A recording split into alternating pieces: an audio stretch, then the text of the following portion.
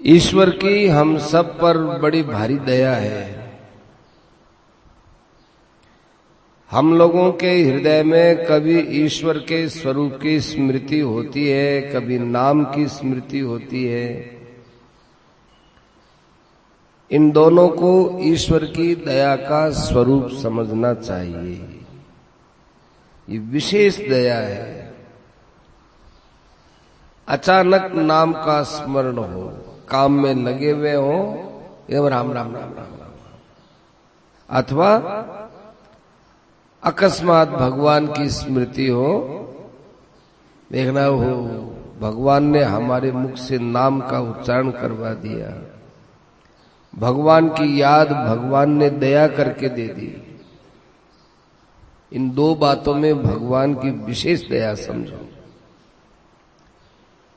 यूं तो भगवान की पद पद पर दया है, परंतु स्मृति और नाम की स्मृति आती है तो विशेष दया है। अब कोई कहे कि मन में कभी बुरी भावना पैदा हो तो ये अपने स्वभाव का दोष समझना चाहिए। अच्छी भावना हो उसे ईश्वर की दया समझनी चाहिए। इस विषय में तर्क वितर्क नहीं करना चाहिए कि अच्छी बात तो भगवान की दया से, तो बुरी बात भी भगवान की दया से ही होगी कि नहीं। तर्क वितर्क नहीं करना, क्योंकि भगवान में बुराई होती नहीं। बुराई तो हमारे स्वभाव से पैदा होती है।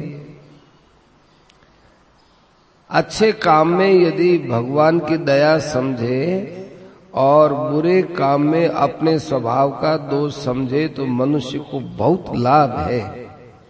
वह बुरे काम से बच सकता है और अच्छे काम में लग सकता है। राजा साहब ने बताया, कल शाम का जो वातावरण था उससे बहुत शांति प्रतीत होती है। स्वामी जी महाराज की बात भी चली थी। महाराजा साहब ने कहा कि शांति प्रसन्नता का व्याख्यान समय समय पर हो तो बहुत लाभ की चीज है। शांति प्रसन्नता तो साक्षात ईश्वर का स्वरूप है। जानने से अधिक लाभ होता है।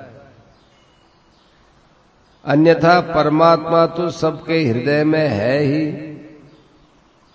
हाँ, बतलाने से अधिक लाभ हो जाता है। ये ज्ञान, समता, शांति, आनंद, ये सब ईश्वर के भाव है।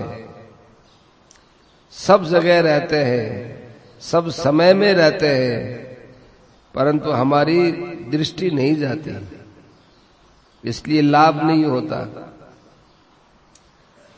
ध्यान से सुनना। अपने मन में बार बार ये भावना रखो कि आहा कैसी प्रसन्नता है, कैसी शांति है, कैसा आनंद है। बाढ़ आ रही है, आनंद की और शांति की बाढ़ आ रही है, ऐसे आप भावना करो। ऐसी भावना करने से आपको ऐसा अनुभव हो जाएगा। ज्ञान मार्ग में ये भावना करो कि संसार नहीं है, केवल मिथ्या प्रतीत हो रहा है।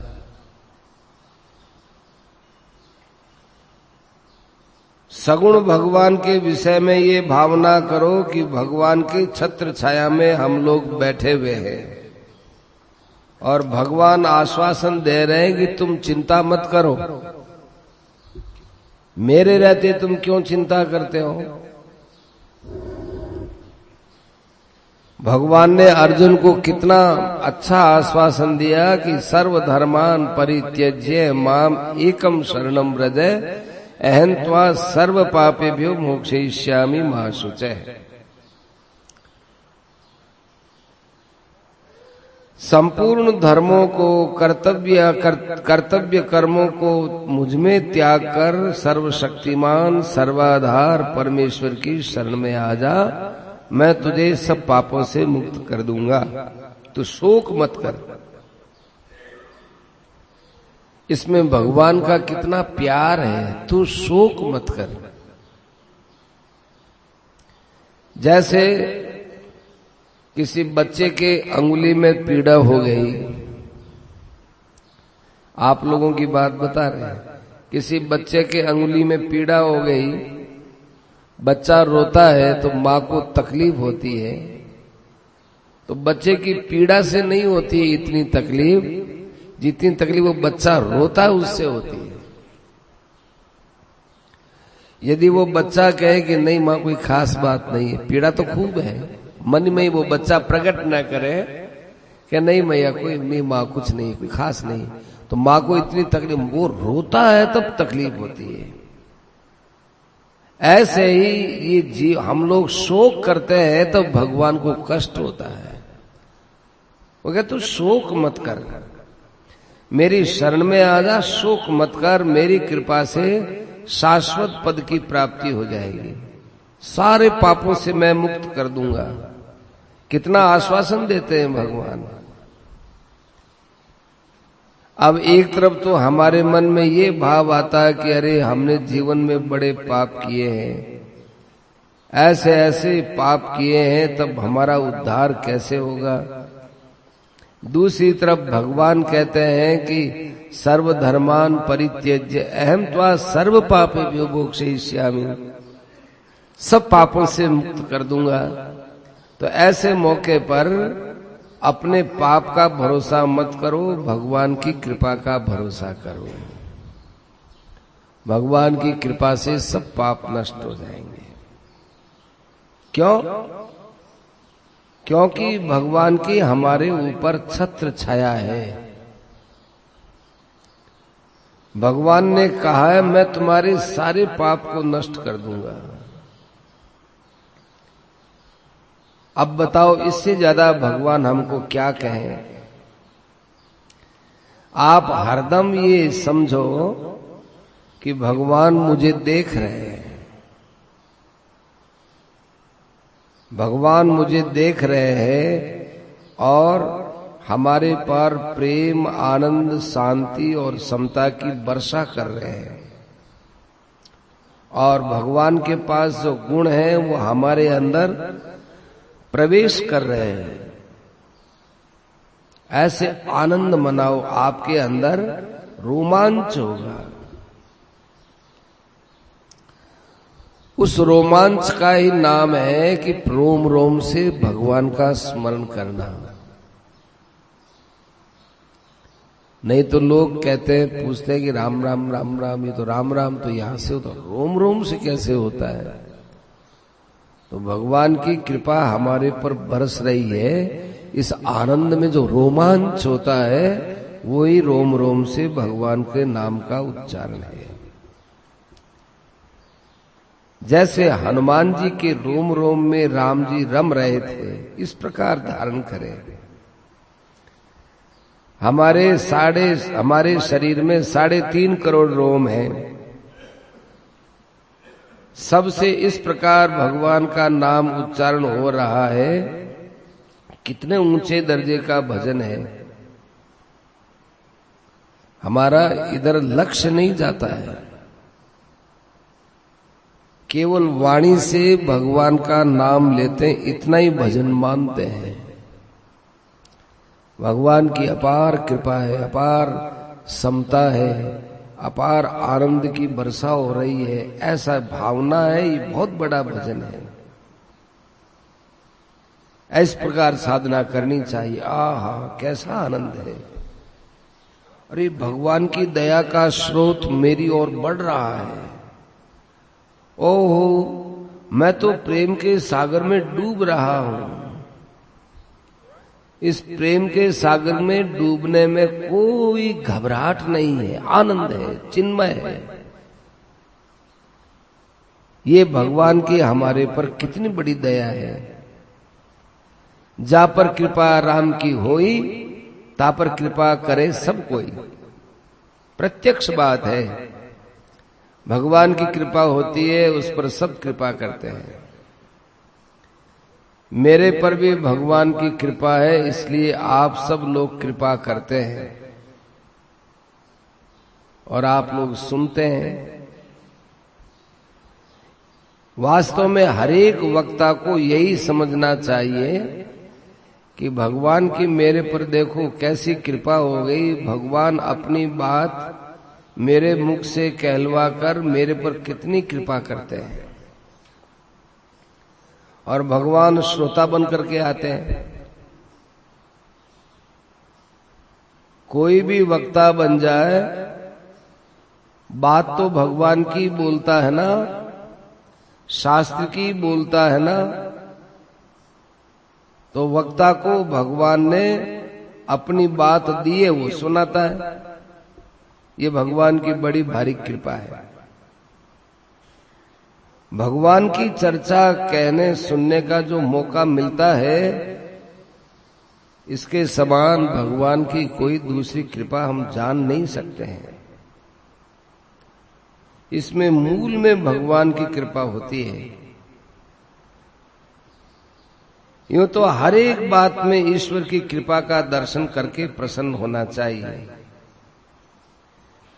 परंतु हम सत्संग में आ गए, चाहे श्रोता बनकर आओ चाहे वक्ता बन करके आओ, सब बराबर है। सत्संग में आ गए तो ये हमको भगवान की कृपा का बाहर का सर्टिफिकेट मिल गया, ये देखो हमारे पर कृपा है। क्यों हमको सत्संग मिलता है। अब मन ही मन में भगवान के स्वरूप को देखो और उनके मुखड़े की तरफ देख देख करके आनंद मनाओ। भगवान मुझे देख रहे हैं, अब बस अब भगवान मुझसे बोलने वाले हैं। मेरे साथ हरदम भगवान रहते हैं, फिर चिंता भय और शोक किस काम का।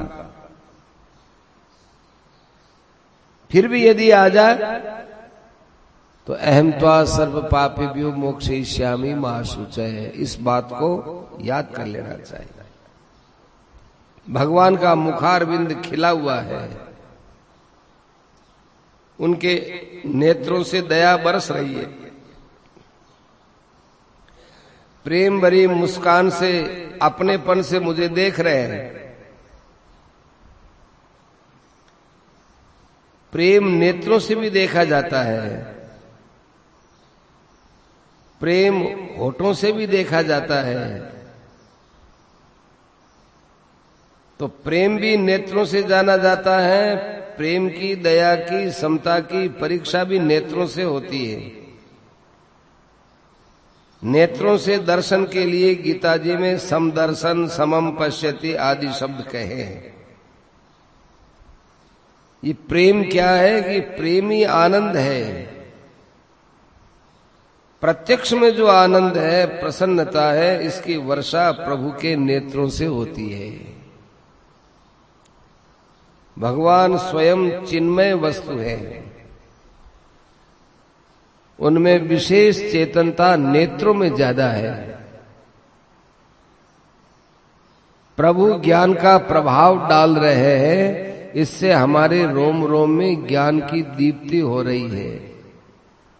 सारे शरीर मन इंद्रियों में सबसे ज्ञान परिपूर्ण हो रहा है। रात दिन हमारे गुण प्रविष्ट हो रहे हैं। भगवान आकाश में खड़े हैं, मंद मंद मुस्कुरा रहे हैं। देख देख कर खूब प्रसन्न रहना चाहिए। कैसी भी परिस्थिति आए, भगवान जब मुझे नहीं छोड़ते हैं तो ये भगवान की कृपा कैसी मेरे पर बरस रही है। संसार में जो कुछ ऐश्वर्य है, विभूति है, विलक्षणता, ये भगवान की है। एक लौकिक कथा याद आ गई। महाराजा विक्रमादित्य जब स्वर्ग सिधार गए तो भोज थे, वो राजा बने उज्जैनी में। तब की बात है, बहुत अच्छी बात सुन लो ध्यान से। एक ग्वाड़ा था, वो बहुत अच्छा न्याय करता था। ग्वाड़ा गाय चराने वाला। कोई न्याय कराने आता तो वो एक टीबड़ी पर ले जाता, टीबड़ी पर ले जा करके न्याय करता, और उसका न्याय खूब प्रसिद्ध हो गया। लोगों की आपस में कोई खटपट होती तो ग्वाले के पास आते, दोनों ये पहले ही सोच लेते कि ये जो न्याय करेगा वो सही करेगा और दोनों ही मानेंगे। उसके पास जाते और वो जो कहता उसको सब मान लेते, चाहे अपने अनुकूल हो चाहे कोई प्रतिकूल हो। कभी कभी तो ऐसा मौका आता कि राजा भी जिस न्याय को नहीं कर सकता था उसे भी वो ग्वाला करता था। इतना बढ़िया वो शासन, वो न्याय करता था। एक बार की बात है, राजा के पास एक ऐसा मुकदमा आया कि राजा उसका न्याय नहीं कर सका। वो क्या था कि एक स्त्री को उसका पति ले जा रहा था। वो स्त्री बड़ी सुंदर थी, तो आकाश में जो चंद्रमा का बेटा बुध है उसको वो स्त्री अच्छी लगी, तो उसने, उस बुध ने उसके पति का वैसा रूप बना लिया, रूप बना करके, और वो मार्ग में आकर खड़ा हो गया। और उसका जो वास्तविक पति था उससे लड़ने झगड़ने है, मेरी स्त्री को उठा लाया, मेरी स्त्री को कहां ले जा रहा है? उसने कहा कि अरे भाई तुम तो अब आए हो। नहीं नहीं नहीं, तुम मेरी स्त्री को ले आया। क्यों? वैसा का वैसा रूप। अब उस पति ने कहा कि भाई स्त्री से पूछो। हाँ पूछ लो। और वो स्त्री इधर देखे उधर देखे, उधर देखे इधर देखे। वो बेचारी स्त्री निर्णय नहीं कर सकी कि मेरा पति कौन। एक जैसा स्वभाव, एक जैसा बोलना, एक जैसे वस्त्र, सब। और कोई पीछे की बात पूछो दोनों ही बता दे, घर की बात भी दोनों बता दे, कितने बालक हैं, कितना घर में सामान है, अब वो बुध भी बता दे, ये भी बता दे। अब दोनों लड़ने झगड़ने लगे तो राजा के पास ले गया मुकदमा। राजा उन दोनों को देखता है कि भाई अब क्या करें, इस मुकदमे का क्या करें। सब प्रकार से जो जो राजा परीक्षा ले सकता था सब प्रकार से परीक्षा लिया। राजा ये मुकदमा जो है, इस मुकदमे का निर्णय नहीं कर सका, न्याय नहीं कर सका। राजा को बड़ी चिंता हुई कि देखो राजा भोज हूं और मुझे दुनिया कितना न्यायप्रिय मानती है, आज एक स्त्री को सच्चा न्याय नहीं देख सक रहा हूं, इसका असली पति कौन है।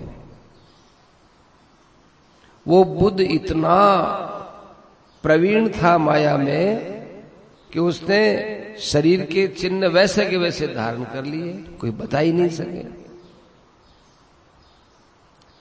राजा को किसी ने कहा कि महाराज आप इतने उदास क्यों होते हो, आपसे निर्णय नहीं हो सका तो कोई बात नहीं, अपने राज्य में वो ग्वाड़ा है वो निर्णय कर देगा, ग्वाड़ा के पास ले चलो।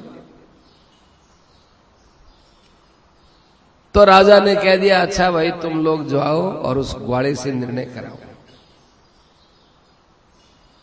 तो राजा के सेवक लोग भी आए और वे दोनों भी आए और वो स्त्री भी आई, ग्वाला के पास आकर के कहने लगे न्याय करो, और राजा ने भी आपको न्याय करने का अधिकार दिया है। ग्वाला ने कहा चलो टीबड़ी पर चलो, यहां तो नहीं कर सकता। टीबड़ी पर ले गए, टीबड़ी पर ले जा करके उसके जाने क्या सूझ हुई, एक लोटा लाया, लोटा लाके उसमें रख दिया टीबड़ी पर। वही कहा कि देखो इस लोटे में जो प्रवेश कर जाएगा कौन करेगा, इस लोटे में प्रवेश कौन करेगा, तुम दोनों में से। तब वो बुध था वो उसमें प्रवेश कर गया। तब उसने कहा कि तुम इसके पति नहीं हो, तुम बनावटी हो, क्योंकि लोटे में ये प्रवेश कैसे कर गए, तू मायावी है। उसको वहां से भगा दिया। ग्वाला ने कहा कि आपकी पत्नी नहीं है, और जिसकी पत्नी थी उसको बड़ा संतोष हुआ। राजा के पास ये खबर गई कि ग्वाले ने न्याय कर दिया। राजा भोज इतना बुद्धिमान, इतना वो विद्वान, इतना शास्त्र ज्ञान रखने वाला, उसने पूछा कि भाई कैसे न्याय कर दिया है। ग्वाले ने कहा कि साहब ऐसे ऐसे मैंने लोटे में प्रवेश करने के लिए कहा। कि ये कोई न्याय होता है कि साहब अब इन दोनों में बनावटी पने को कौन जाने, मायावी को कैसे पता चला है। अब जो लोटे में प्रवेश हर आदमी थोड़ी कर सकता है माया के बिना। राजा ने कहा कि देखो तुम्हारी बात से मुझे संतोष तो खूब हुआ, परंतु ये बताओ कि तुम्हारे अंदर ये अकल आई कैसे, उपजी कैसे, कैसे उपजती है। एक नहीं कई सारे तुम ऐसे अच्छे निर्णय करते हो, ये उपज कैसे आई।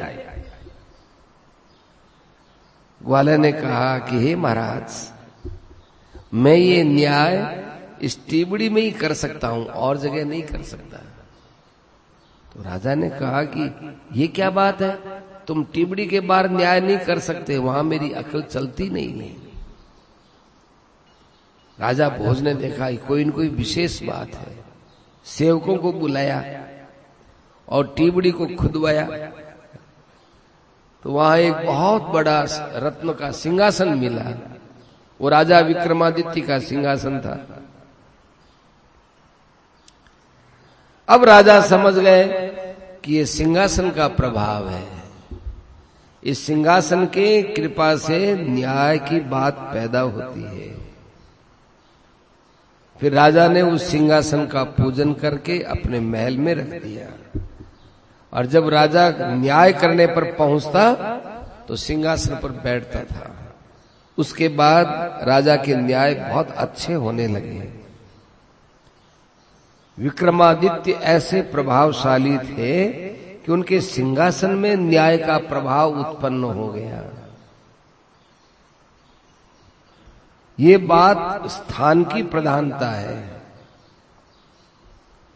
मैं ये बात इसलिए बोल रहा हूं कि जो तीर्थ स्थान है वहां आप लोगों की जो भावना है वो स्वतः ही भावना जागृत होती है परमात्मा के प्रति। यदि आप भगवान के लिए किसी महात्मा की खोज करेंगे और आपको महात्मा नहीं मिले, तो भगवान महात्मा का रूप धारण करके आ जाएंगे, शिक्षा दे देंगे। जैसे वो साधारण ग्वाले की तरह शिक्षा मिली, ऐसे आप लोग इस काम में लगे रहो। इससे आपके मन में अपने आप ही बातें पैदा होंगी। काकभूषुंड जी थे, उनके पूर्व जन्म कैसे कैसे थे सब जानते हैं, पर वो लगे रहे सत्संग में। तो वे जिस आश्रम में रहते वहां 4 कोस तक कोई माया फटक नहीं सकती थी। जिस काम के लिए गरुड़ जी आए थे वो काम तो आश्रम के दर्शन से हो गया। फिर काकभूषुंड जी का उपदेश सुना तो गरुड़ जी को कितना लाभ हुआ होगा कौन कह सकता है। भगवान ने अर्जुन से कहा कि अर्जुन मया हताम, ये सब मेरे द्वारा मरे हुए हैं और मेरे द्वारा मारे हुए हैं, तो केवल निमित्त मात्र बन जा। युद्ध नहीं करेगा तो वो सब मारे जाएंगे, तब भी मारे जाएंगे। तू कहता है मैं युद्ध नहीं करूंगा, तेरा निश्चय मिथ्या है। भगवान की शक्ति सब काम कर रही है। भगवान परम धाम पधार गए तब वही अर्जुन और वही गांडीव धनुष डाकुओं ने लूट लिया अर्जुन को। भगवान ने दिखा दिया कि देख अर्जुन, तेरे पास जो शक्ति है वो मेरी है। जीवन में कभी अहंकार मत करना, जहां अहंकार किया वहीं भगवान थप्पड़ मारते हैं। ये उनकी विशेष कृपा है। हमें जो कुछ लाभ होता है वो भगवान की कृपा से होता है। ध्यान से सुनना। हम भगवान के सामने गदगद भाव से रोए, सच्चे हृदय से रोए, प्रार्थना करें तो अवश्य सफलता मिलेगी। क्योंकि प्रभु के सामने की गई प्रार्थना कभी नष्ट नहीं होती है। बीज डालकर उसकी प्रतीक्षा करनी चाहिए। बहुत मार्मिक बात है। देखो, जड़ पृथ्वी भी अपने पेट में बीज नहीं रखती, वो भी उगा देती है। कोई बीज डालते हैं तो बीज को पचाती नहीं, वो बीज को उगा देती है। बहुत बड़ा कीमती चावल गेहूं का धान हो और चाहे घास फूस का बीज हो, सबको प्रकट करती है, अपने अंदर बीज रखती नहीं है। फिर भगवान हमारी प्रार्थना को अपने अंदर ही रख लेंगे क्या? पृथ्वी जैसा भी भगवान के अंदर भाव नहीं है कुछ देने का। पृथ्वी जब बीज के बदले कितना देती है, तो भगवान के सामने आप गदगद भाव से रोएंगे, आपकी भगवान बात नहीं सुनेंगे। कैसे संभव है? बहुत बढ़िया बात है, बहुत अच्छी बात है। सेठ जी की उपस्थिति कैसी, महाराज जी कहते हैं उपस्थिति कैसी है इनकी। वह भगवान की कृपा से हमारे हृदय में सद्भाव पैदा होता है। प्रभु पर निर्भर रहो। भगवान हमारे साथ जो कुछ कर रहे हैं बहुत अच्छा कर रहे हैं, उनकी कृपा से हो रहा है। चाहे ऊपर से संसार की कैसी भी परिस्थिति आए, खराब परिस्थिति आए, पर अपने को तो उसमें भगवान की बहुत बड़ी दया समझनी चाहिए। प्रभु की दया का सागर यहां ओतप्रोत हो रहा है। हम लोग उनकी दया के पात्र हो गए। मनुष्य शरीर मिला, सत्संग में आए, तीर्थ में आए, भगवत चर्चा मिली, इससे बढ़कर और क्या भगवान की दया होगी। सेठ जी बोलते थे, जो न तरे भव सागर नर समाज अस पाय, सो कृत निंदक मंदमती आत्माहन गति जाय सियावर रामचंद्र जी की जय। यूं बोलते थे सीधे। अब बोला थे सब कैसेट में ही आवे। ऐसे संयोग पाकर के भी हम वैसे ही पड़े रहे तो क्या फायदा। हम निंदा के पात्र हो जाएंगे। सोकृत निंदक मंदमती। भगवान के नाम की तरफ लग जाओ। नाम के जाप से सारे पाप नष्ट हो जाते हैं।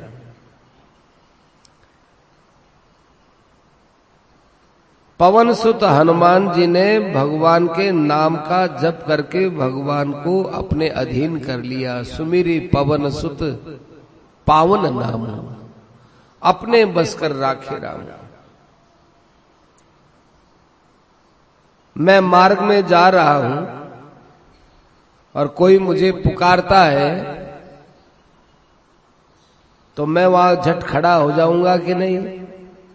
भाई मुझे कौन पुकारता है, खड़ा हो जाऊंगा। चाहे कितने ही जरूरी काम से जा रहा हूं, पर मुझे पुकारा है तो खड़ा हो जाऊंगा। ऐसे ही भगवान के कितने ही जरूरी काम हो, आप उनको पुकारो, पुकारते हुए नाम लो। पुकारते हुए नाम लो, हे राम, नारायण, विष्णु, जो आपको नाम अच्छा लगे पुकारो उनको, हे राम, हे राम। सब काम छोड़ करके भगवान का ध्यान आपकी तरफ बटेगा। अजामिल है, गज है, गणिका है, बड़े बड़े पापियों का उद्धार हो गया बिना प्रयास के, केवल नाम जप किया। अपिचेत सुदुराचार है। कैसा भी दुराचारी हो, भगवान की भक्ति करने से वो श्रेष्ठ बन जाता है। नाम का प्रभाव है, नाम की महिमा है। भगवान ने अपने अंदर के गुण है वो नाम में रख दिए।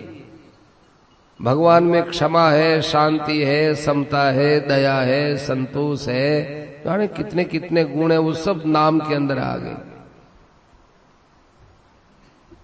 जैसे जल है वो अपने आप ही नीचे के स्थान की तरफ जाता है, इसी प्रकार भगवान के नाम की अपने आप ही महिमा प्रकट होती है। रात दिन भजन करते रहो, आपके अंदर एक एक दिन में एक एक विलक्षणता आती रहेगी। भजन करने से सब पापों का नाश हो जाएगा। जो भाई ऐसा मानता है कि भजन करने से सब पापों का नाश हो जाएगा, उसने नाम के महिमा के रहस्य को समझा ही नहीं है। क्यों? ये बात तो ठीक है।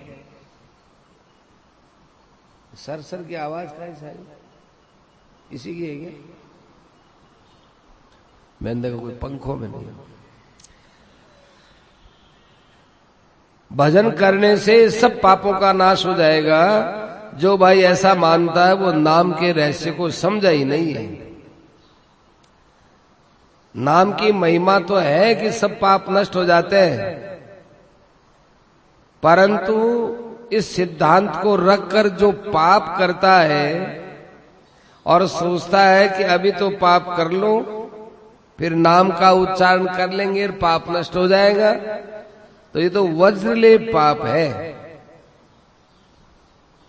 ये तो भगवान के नाम को पाप की वृद्धि में लगाया है, नाम का दुरुपयोग किया है। नाम ऐसे पापी की कभी सहायता नहीं करता। आपको एक कथा सुनाते हैं। एक राजा ने एक व्यक्ति के कार्यों को देखकर बड़े खुशी खुशी से उसको अधिकार दिया कि हम तुमको एक अधिकार देते हैं कि हम किसी को फांसी पर चढ़ाएं और तुम आकर बोल दोगे कि नहीं साहब इसको फांसी मत दो, बचा लो, तो वो बच जाएगा। इतना बड़ा अधिकार देते हैं। ठीक, वो आदमी राजा की कृपा से राज्य में खूब अच्छा काम करता था। उस आदमी का दामाद था, बड़ा बदमाश था। उसने हिंसा, चोरी, व्यभिचार करना प्रारंभ किया। जगह जगह से उसकी शिकायतें आने लगी। उसके मन में ये था कि मेरा तो ससुर है, मरने देंगे ही नहीं।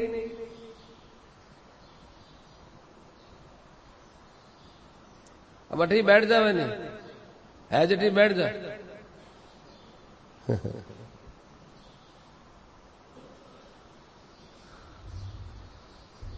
तो ससुर है, वो मेरे को बचा लेगा।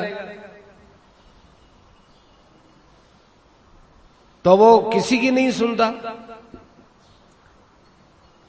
उस ससुर को पता चला, शिकायतें खूब आई।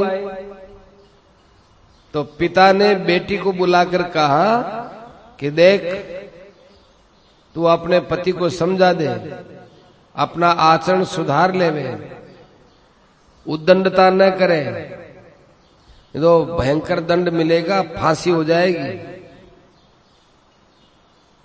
पति ने उसको भी डांट दिया, कि तुझे क्या पता, हम तो करेंगे वैसा ही करेंगे। लड़की को डांट दिया। लड़की ने आकर कहा पिताजी से कि मैंने तो आपके कहे के उसको सावधान तो किया, पर वो तो मानते ही नहीं। पिता ने कहा कि भाई अब तेरे भाग्य में यदि विधवा होने का योग है तो कौन बचा सकता है। उसका साहस ज्यादा बढ़ गया, दिन में भी डाका डालने लगा।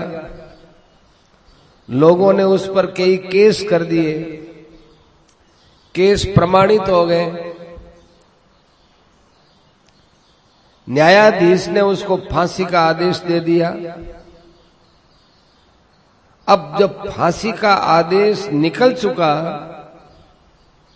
तो उसने अपनी स्त्री से कहलवाया कि जा तेरे पिताजी को बोल दे कि मेरे लिए फांसी का हुक्म निकला है, मुझे बचाओ नहीं तो तू विधवा हो जाएगी।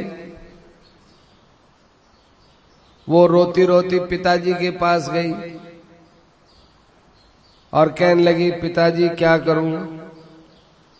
पिताजी ने कहा कि बेटी मैंने तो तेरे को पहले ही कह दिया था, मेरे कहने की बात का उसने आदर नहीं किया, तेरे समझाने की भी बात नहीं मानी, अब मैं क्या कर सकता हूं। कि पिताजी आपके हाथ में तो फांसी टालने की शक्ति राजा ने दी है।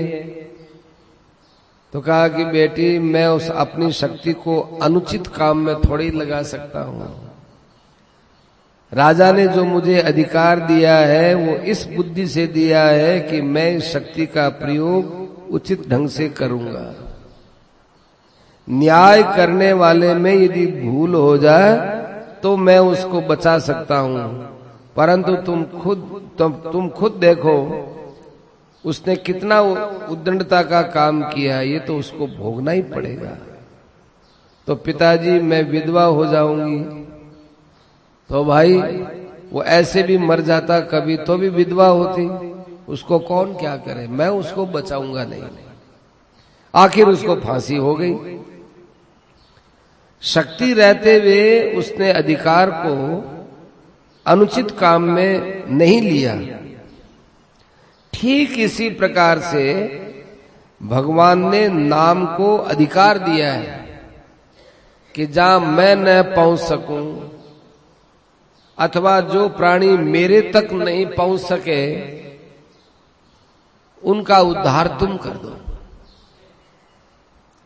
नाम को भगवान ने बहुत बड़ा अधिकार दिया और नाम उस अधिकार के द्वारा बहुत पापियों को बचाता भी है। पर किन को बचाता है? वह उन्हीं पापियों को बचाता है जो पाप से घबरा गए हैं, जो आगे पाप करना नहीं चाहते हैं, उन्हीं पापियों को वो बचाते हैं। लेकिन जो यदि नाम की महिमा को देखकर नए नए पाप करता है और पाप लगता है और सोचता है कि मैं नाम का उच्चारण कर लूंगा पाप नष्ट हो जाएंगे, तो उसका ये नाम पाप नष्ट करता नहीं है, न्याय नहीं है। वास्तव में नाम की महिमा कम नहीं है, परंतु नाम की महिमा छीनी भी नहीं जाती, परंतु नाम इसके लिए बचाता नहीं है, क्योंकि वो ईश्वर के विधान के विपरीत बात होती है। ये छिपा हुआ रहस्य है। यदि वो व्यक्ति अपने दामाद को बचा लेता तो फांसी से एक बार बचा तो लेता, पर राजा उसका अधिकार छीन लेता कि मैंने आपको जो अधिकार दिया आपने पक्षपात किया। नाम का अधिकार भगवान छीनते तो नहीं है, परंतु नाम के द्वारा ऐसा होता नहीं है कि पाप की तो वृद्धि हो और नाम उसमें सहायक बने। नाम में तो अनंत गुण भरे पड़े हैं।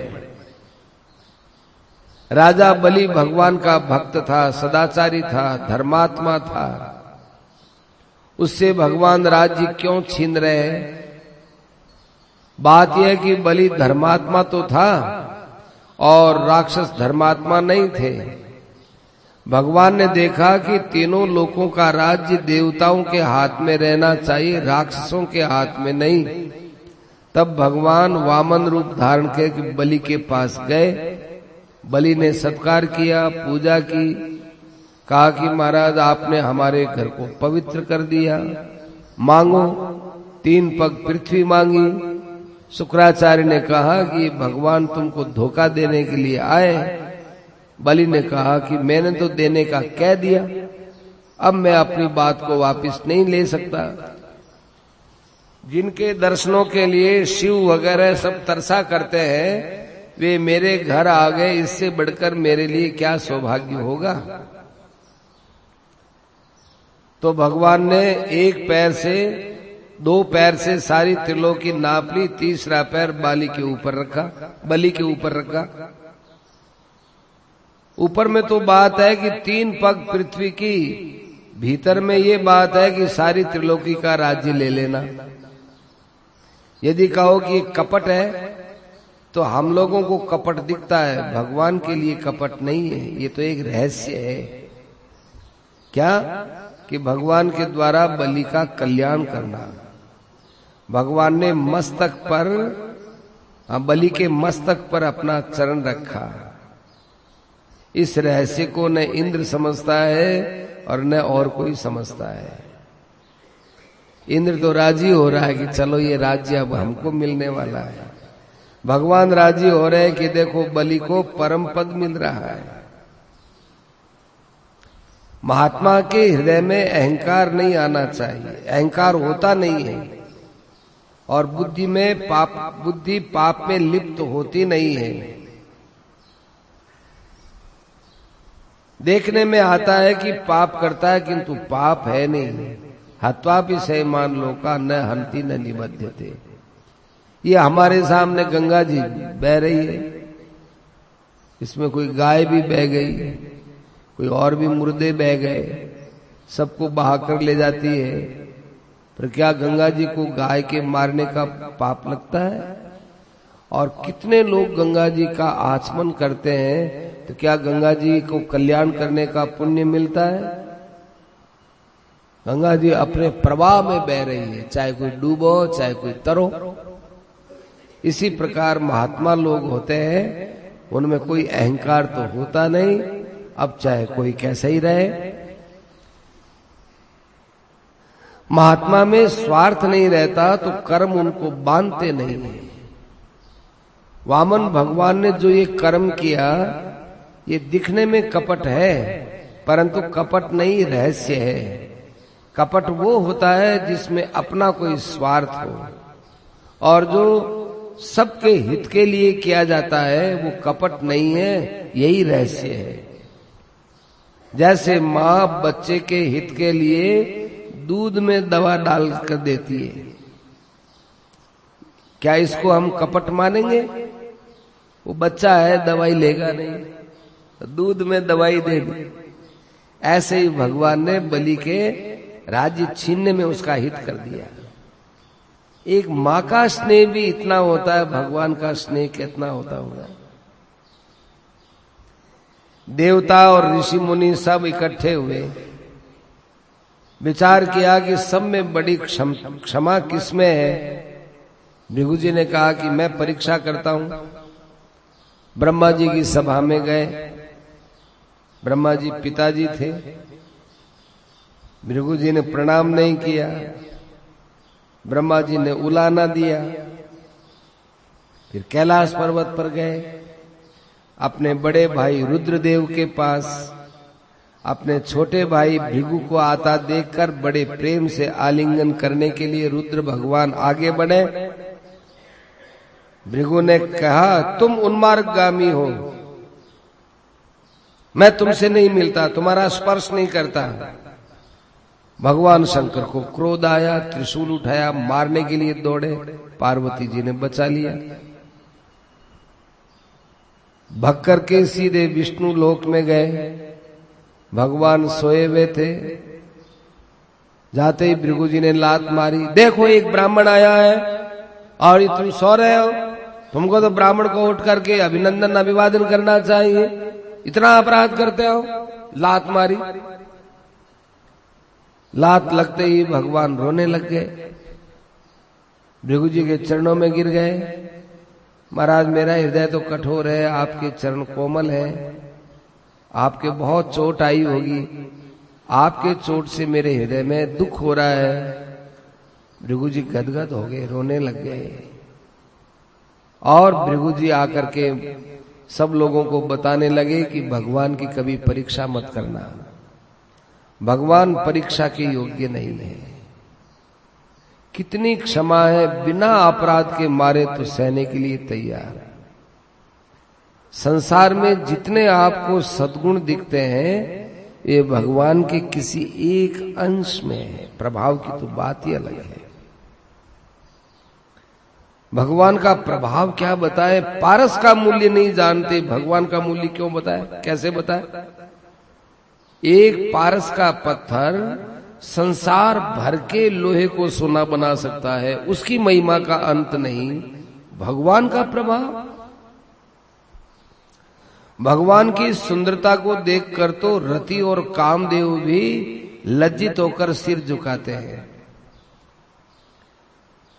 और पशु पक्षी जो हरदम मोहित ही रहते हैं वे भगवान को देखकर और ज्यादा मोहित हो जाते हैं। सबसे ज्यादा मोह पशु पक्षियों में है तमोगुण, देखे और मोहित हो जाते हैं।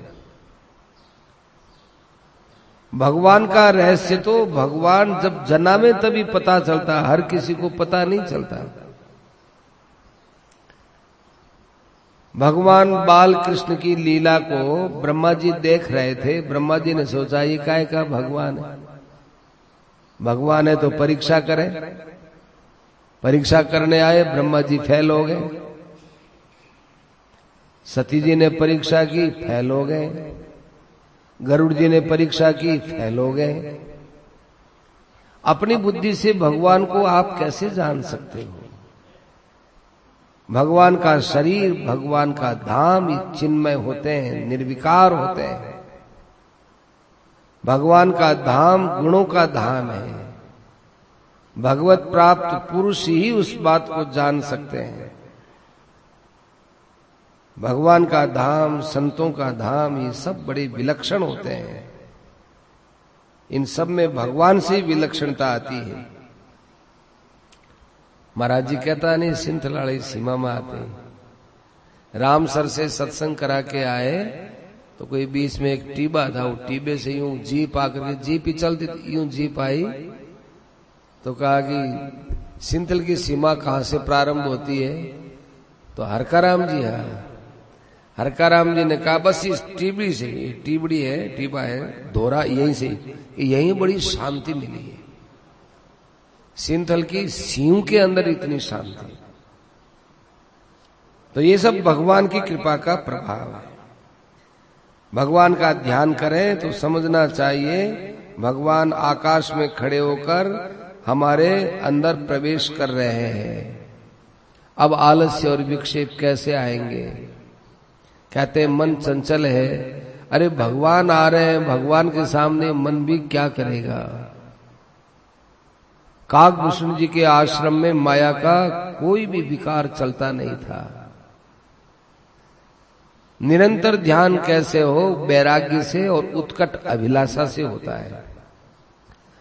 सुधन्वा ने अर्जुन का घोड़ा पकड़ लिया